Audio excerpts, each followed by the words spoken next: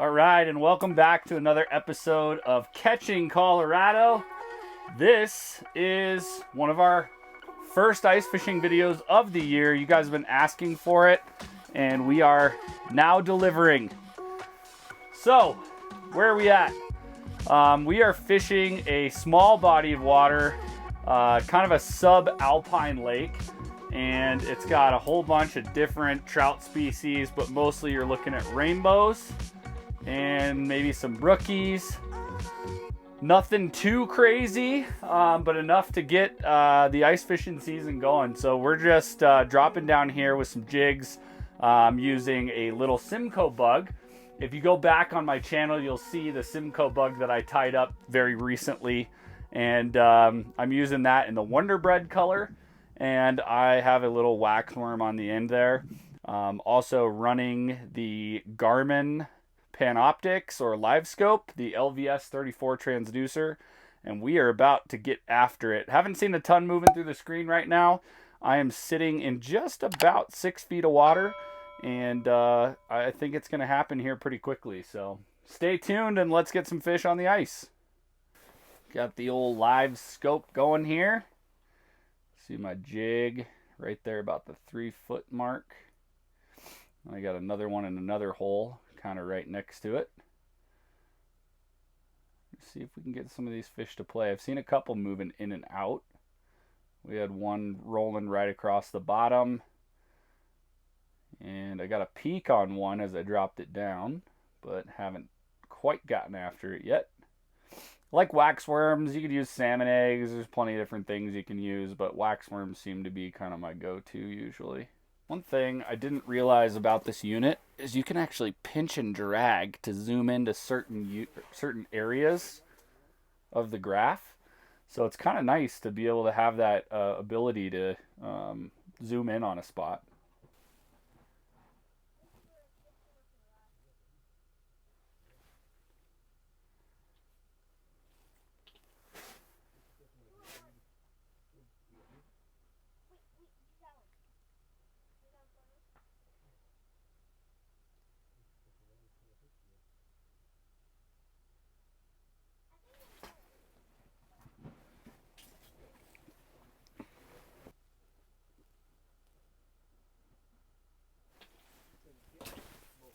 There we go. I got him. He came in and he smoked it. Got a nice little rainbow trout here on a Simcoe bug. You guys saw him come up in the graph there. Absolutely loving that Wonderbread Simcoe bug. I didn't even have bait on it. I just put that jig down there, and he thought that thing looked like a waxworm, and he took it. So, we're going to put him back. Keep going. It's a little trout tube there, a little waxworm on it. That's what we're going to use to try to see if we can catch a few. Like the green pumpkin trout tube. I like some of the colored ones are cool too. Bright green or orange or whatnot.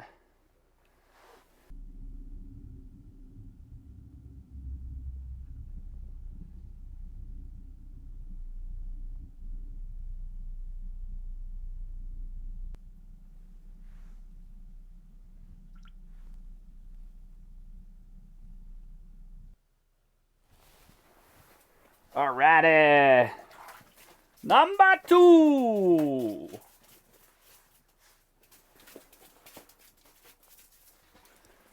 There's number 2 right there. Little rainbow trout.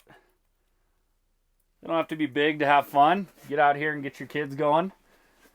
You can always have a good time with some few waxworms. And there he goes. Got a fish coming in there from the right side of the screen. You can just barely see his little shadow right there. About 2 feet up. Usually what I'm trying to do with my jigs most of the time is I'm just trying to get a lot of movement going. See if I can drag one in. We got 3 fish on the screen there. And if you can drag one in, there's 4 fish now on the screen. Then usually you can get them kind of interested and then go from there. I got one that's going to be coming right to me if he just keeps going. and then he'll be on my jigs here. He's kind of swimming away now. Let's see if he'll come say hi. Oh, there he goes. Now he's seeing me. Now he sees me.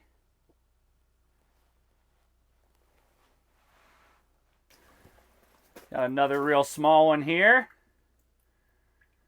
We get that one back real quick. Real slender. But you know what?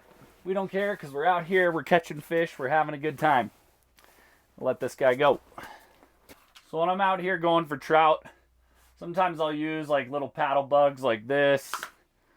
These real small, slender swim baits, or even these trout teasers. You can find these trout teasers just about anywhere. They kind of have a split in the tail, and they're real small. They look kind of like a little worm. Those are really effective.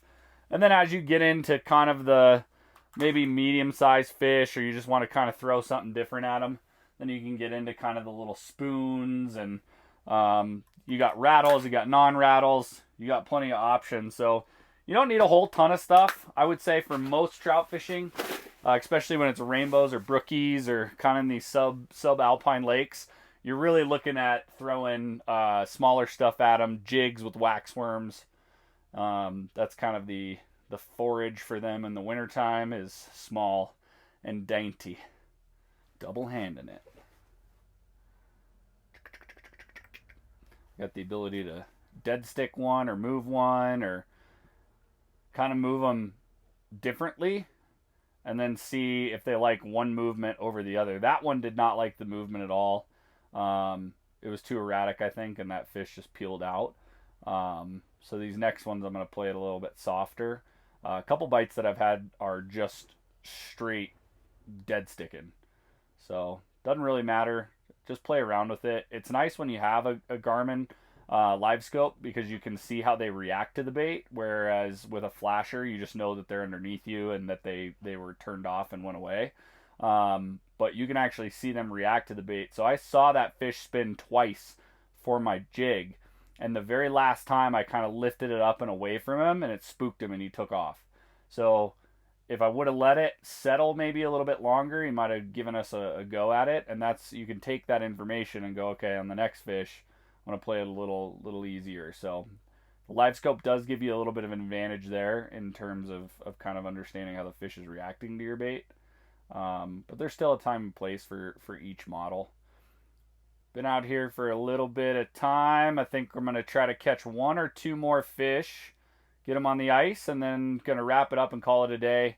Don't have too much time, but I just did want to get out here and catch a few fish for you guys and get on the ice and show you that 2024 ice season is underway.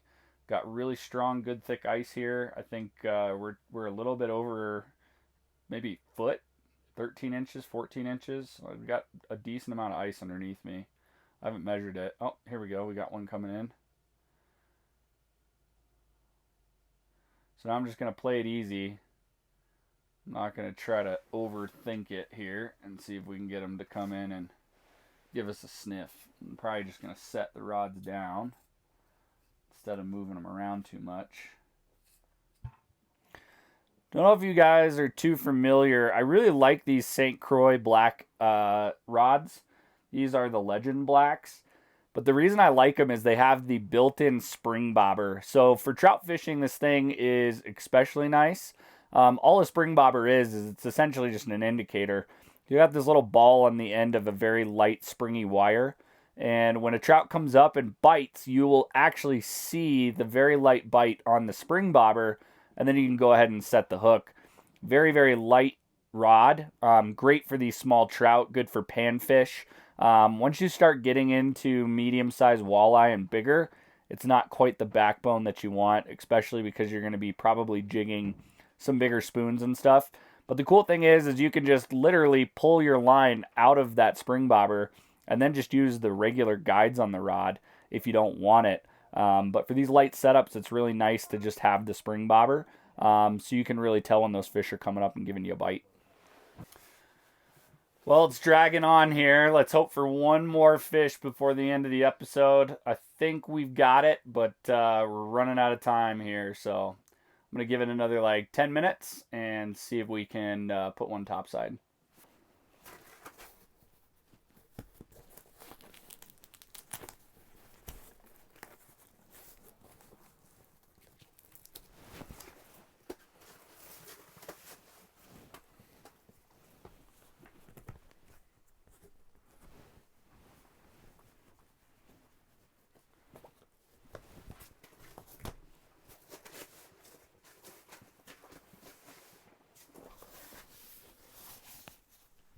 Alrighty guys, well, we ended up not seeing any more, and my time has kind of run out, so I'm going to pack it up and go home. But really liked the Garmin in this scenario. I think obviously the shallow water is really helpful, but I really actually liked it for this. I thought I was going to bring the Vexilar, but it's cool because you can see the fish and how they're reacting to your bait, so I'm probably going to do this again for the shallow water stuff. It's the deep water lake trout bite that I'll definitely be using the Vexilar for. But end of the day, caught a few fish, had some fun out here. I got another one coming in right now. Let's see if he wants to hit. This would be a great way to finish. Maybe, he says. What does he say? Yes, no, maybe so. Kind of just turned right off the baits there. We'll get out again soon. I think we're going to try to do some walleye, do a walleye bite here shortly. And we have some content as well, just kind of comparing different units. So comparing a Garmin with a Vexilar with Lowrance, and how you can save money, and maybe what the value is in spending all the way up to $3,000 for a Garmin. So either way, we've got a fish on here to finish it out. Woo! That's what I'm talking about, right? When you're doing the outro. That's how you want to finish it. Last rainbow to finish up the day. We're gonna let this guy go. Had a pretty fun day out here, and we'll catch you guys next time on another episode of Catching Colorado. We'll see you. Thanks for watching the video. I really hope you enjoyed it. If you're interested in more relatable content, you can check out these videos right here. Oh, and don't forget to like and subscribe down below so you can stay updated on our next adventures.